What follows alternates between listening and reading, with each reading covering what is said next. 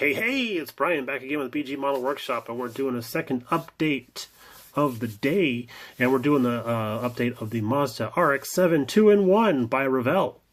And we all know Revell. That's a model company that went away and came back, and then went away and came back, and is gone and come back again. So it's like the pet cemetery of model companies, dudes. We did some work on our body. We got that in primer. And we had to do a little bit of work on this front area of the hood here because it was a little prouder than the rest of the body.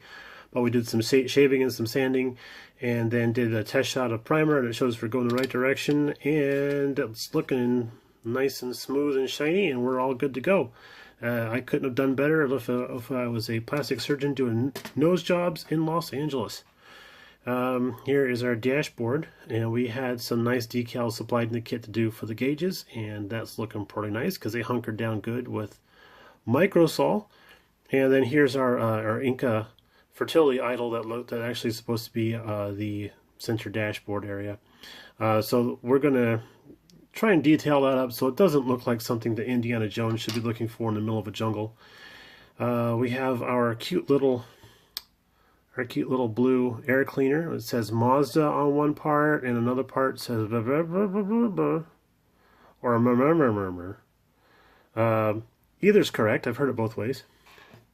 Let's see. Where's our wheels and tires at? Here's our show wheel, and it's got a little tiny decal for the Mazda logo in the center. And we did these were chrome. We stripped them and then painted them again in aircraft aluminum. I think it was AS12 for Tamiya. And then we went back and did the panel line wash. So those are looking pretty sweet. Looking more realistic than if they were chrome. Here's our interior tub. Now our interior is damn near done. We just need to finish detailing on our Inca fertility idol, and then we can put everybody together. But we did do the interior with a light color of desert yellow. This is XF59. We sprayed the entire interior with that.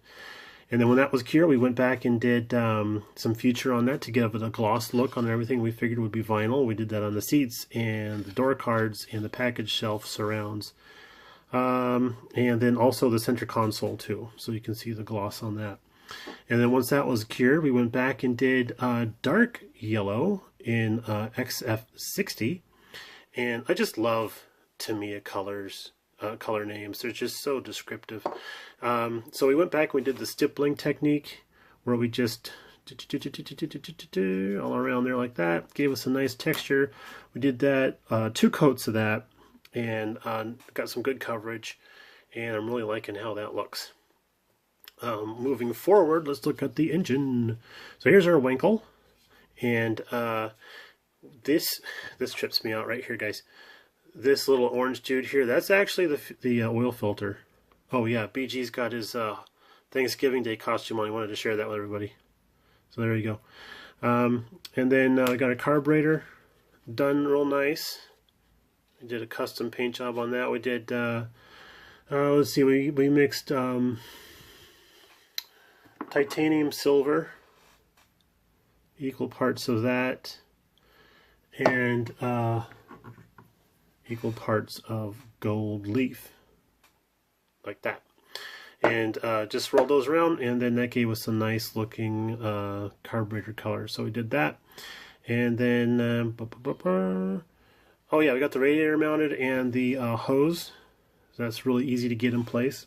Looks good. And we did a yellow fan, because I think these cars had plastic fans on them, so I did a yellow fan on that. I thought that looked cool. Now this is where it gets technical and boring. The underside. So the exhaust system, this is all one long giant piece of styrene that we turned into something that looks like metal. And then right about here, where are you? He's over here chewing his turkey leg. Here you go. Right about there is where the manifold actually attaches to the rest of the exhaust system. And the manifold actually just kind of literally snaps into the side of the engine. So what we needed to do was figure out how this guy wanted to lay, because there's only one locating lug, and that is back here underneath the muffler, which is now in shot. So there we go. So it's underneath the muffler, and the rest of this just kind of free floats. So that's actually works in our advantage, because we had to float this a little bit to figure out where everything's going to go.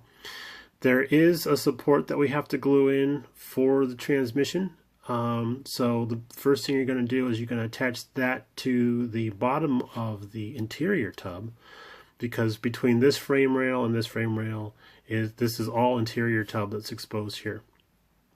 So we need to glue that brace in, and then we need to glue the interior tub on, and then we need to place the engine in, figure out the routing for our exhaust tubes, because we do need to put those in before the rear end goes into place. And what I did was I pre-built the rear end. I placed it in, I mocked it all up, I glued it in place, I glued all the little parts together, and then took the whole assembly back out as one sub-assembly. And that worked well for this particular build. So again, what I did on this technique was what I did on that Camaro, where I glued the manifold to the exhaust system, because there's a positive point to do that, and then placed the engine, and then laid in the exhaust pipes, and then wiggled around, figured out how this guy's wanted to connect to the engine, and then glued it in place, and then glued it back here, and that's all nice and happy. Then we could slide in the rear end, and the rear end is actually made up of multiple pieces, and let's count with me, folks. 1, 2, 3, 4. 4 pieces. If you get the reference, you're as old as I am. But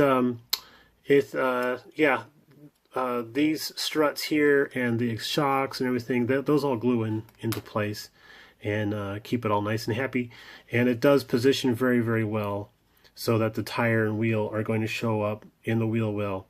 In the wheel arch just fine. We've already done a couple of test fits with the body shell in place and the wheels on, and everybody is centered and front to back, left to right, up and down, and side to side. So we're good to go. All we got to do is get some paint down on the body, and we'll be riding high on this one. All right. With all that out of the way, I wanted to let you guys know that we will be out of town starting tomorrow. So we're taking a little break from packing, because that gets tedious after a while. But we are going to be going up to the Pacific Northwest to see some family for Thanksgiving. That's always a pleasure to see this particular family, as it is always a pleasure to see other particulars of the family. But since my sister and her kids are going to be out of town doing youth travel hockey stuff, we figured this would be a great opportunity to go up and visit some family that we hardly ever get a chance to see. So we're going to go do that, and Mrs. BG has already plotted out for us some yarn shops to go to. Yay! And we've also got a couple of vintage model shops we're going to go to in the Seattle area. So yay! So everybody have a great, happy, wonderful Thanksgiving. Be safe, be happy, be with each other, and remember, be awesome. Bye now, and we'll talk to you later.